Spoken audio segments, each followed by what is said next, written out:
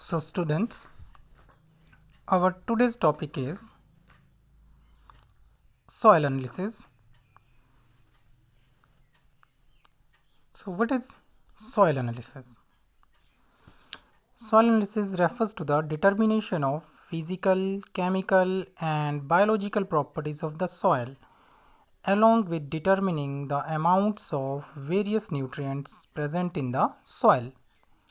Soil analysis involves determination of various micro and macronutrients like nitrogen, phosphorus, potassium, calcium, etc., along with humus content of the soil, and also studying properties of the soil like soil pH, soil density, and moisture content of the soil.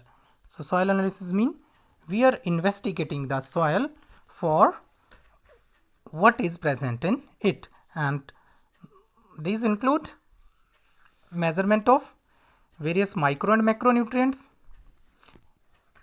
humus content, soil pH, soil density, and moisture, etc. And in your syllabus, main focus is on the measurement of soil pH. So, first of all, I am coming to what is soil pH. Soil pH refers to the degree of acidity or alkalinity of the soil, and what it tells us about the concentration of hydrogen ions and hydroxyl ions present in the soil.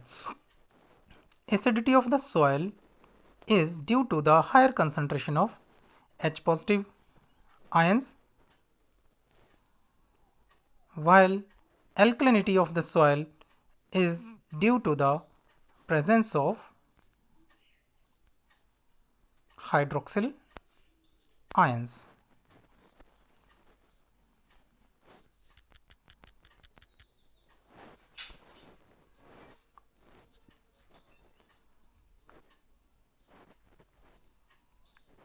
So, neutral soil contains equal amount of H positive and hydroxyl ions.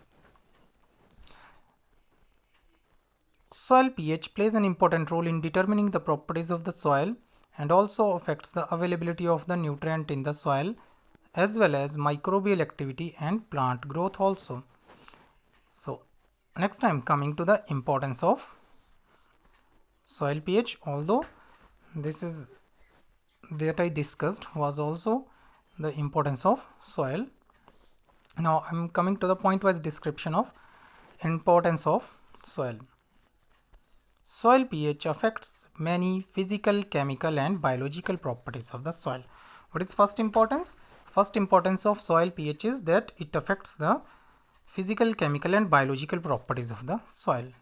Secondly, soil pH affects the solubility of the soil nutrients and their availability in the soil, because many nutrients are soluble in acidic soil and others are soluble in alkaline or neutral soil. But nutrients must be in soluble form before being absorbed by the plants. So, what is second importance of soil? That for the nutrients to be absorbed by the plants, they must be soluble. But some nutrients are soluble in acidic medium, or I can say acidic soil, and some are soluble in basic soil. So, pH of the soil plays an important role in solubility of the soil nutrients. Next, soil pH affects the growth of the plants. For example, white potatoes, blueberries. Blueberries mean you might have seen in Shimla region of Himachal, one bush is there which contain small berries, fruits, purple colored fruits, which are commonly known as kashmal. So blueberries are kashmal. So I mean to say here that white potatoes, blueberries, and coniferous trees grow well in acidic soil. Although acidic soils may reduce the availability of some nutrients like phosphorus, calcium, magnesium, and molybdenum in the soil, and can also result in the reduction in the plant growth. Sometimes too much acidity in the soil may result in higher concentration of soluble aluminum, iron and manganese in the soil, which may be toxic to some plants. So next, alkalinity of the soil reduces availability of nutrients like zinc in the soil, and it has been found that higher alkalinity in the soil reduces the growth of cotton crops. So to conclude, I can say that some crops grow well in acidic soil and some grow in basic soil. So I can say that pH of the soil plays an important role in affecting the growth of the plants. Next, soil pH affects the growth of soil microorganisms. For example, acidic soil reduces the activity of nitrogen fixing bacteria in legumes. You know, legume plants like peas, they are having nodules in their roots in which nitrogen fixing bacteria like rhizobium lives. So if soil becomes too much acidic, it reduces the activity of these nitrogen fixing bacteria in the legumes and decreases the availability of the nitrogen, which is essential for the growth of the plants. Next, I am coming to the importance of measurement of soil pH. What is the importance of measurement of soil? By measuring the pH of the soil, and I can say if we come to know the pH of a soil, that it is too acidic or basic, we can make adjustment of the soil pH. So adjustment of the soil pH helps in the reabsorption and release of essential nutrients in the plants. This helps in maintaining proper growth of the soil microorganisms as well as plant growth. Next is, our next topic is determination of hydrogen and concentration or pH of solution. Before discussing the determination of pH of soil, or I can say pH analysis of soil, we must first know that how we can determine the hydrogen ion concentration of a solution. So for determining the pH of a solution, we need to measure the EMF of a cell in which one electrode is reversible to hydrogen ions present in the solution and other electrode is standard hydrogen electrode. Here I mean to say that for determining the hydrogen ion concentration or pH of a solution, we need two electrodes, out of which one is reversible to hydrogen ions and another one is standard electrode, and the standard electrode commonly used is calomel electrode. So we can use three types of electrodes for determining the hydrogen ion concentration of a electrode, and these are, one is glass electrode, another one is hydrogen electrode, and third one is quinhydron electrode. So these three types of electrodes are commonly used for studying the pH of a solution. So first I am coming to the glass electrode. Determination of the hydrogen ion concentration using a glass electrode is based on the fact that when a glass surface is in contact with a solution, a potential difference is created across the glass surface. What I am saying, that when a glass electrode or a glass surface is in contact with a solution, potential difference is created across the glass surface, and the magnitude of this potential difference depends on the concentration of the hydrogen ions in the solution and concentration of the hydrogen ions in the glass electrode. I will show you this in the coming diagram. Then this potential difference is measured on a pH meter. So please focus on this diagram. This diagram shows the assembly of glass electrode, pH meter and calomel electrode used in the determination of pH of a solution. So to focus more on this diagram, you can see In this diagram, the left hand side of the diagram contains a beaker type apparatus. Now this beaker is containing a glass tube marked as A, and this tube is having bulb B, and in this tube a silver wire, or I can say silver chloride electrode is placed, and this electrode is dipped in 0.1 molar HCl. So this tube is sealed at the top end. So this represents the glass electrode, and this glass electrode is placed in solution of unknown pH. So you can say that near bulb B, or on the surface of glass bulb B, on the outer side of glass bulb B, we are having solution of unknown pH or unknown concentration, whereas inside the bulb we are having solution of known concentration, that is 0.1 molar HCl. So what is there? There is concentration difference of hydrogen ion concentration on this glass surface of bulb B. Now what will happen, as there is concentration difference on the glass surface of this bulb B, a potential difference will be there, which will be measured on pH meter. You can see in the pink I have shown pH meter. So I can say that glass electrode is connected to pH meter, and on the right hand side is saturated or calomel electrode. Calomel electrode contains saturated potassium chloride solution,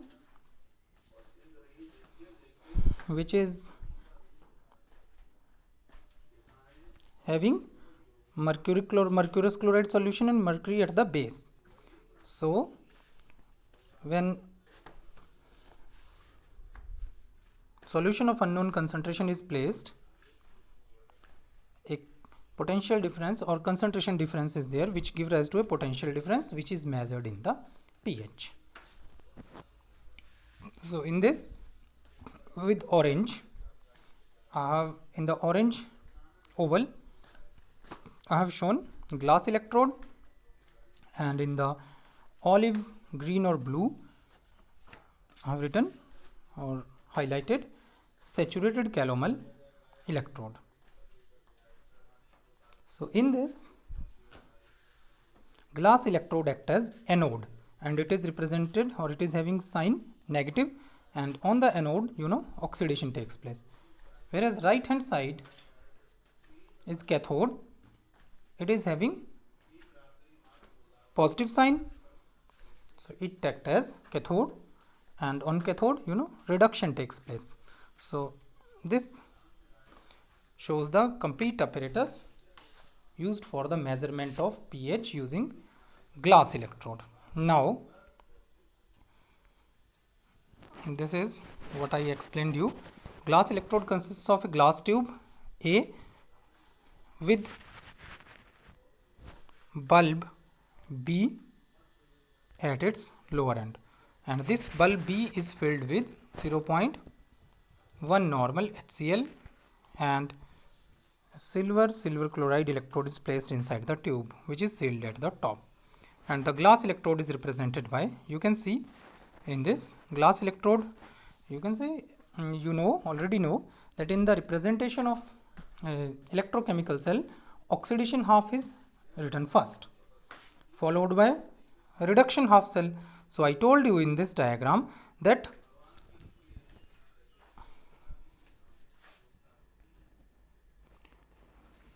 in this assembly I used glass electrode in combination with calomel electrode, but if I wish to represent only glass electrode, then I can write AgCl solid, and then I will represent half cell 0.1 normal HCl. Then this is in, after that glass membrane, and after that we will write H positive unknown. UNK here represents unknown concentration of hydrogen. So the electrode potential for this can be written by using Nast equation. The electrode potential for this can be written by using Nast equation, which is given by E is equal to E naught minus RT upon F natural log. Now this contains reducing half upon oxidizing half. So in this case we will write Nast equation as E glass will be equal to E naught glass plus RT upon F natural log H positive.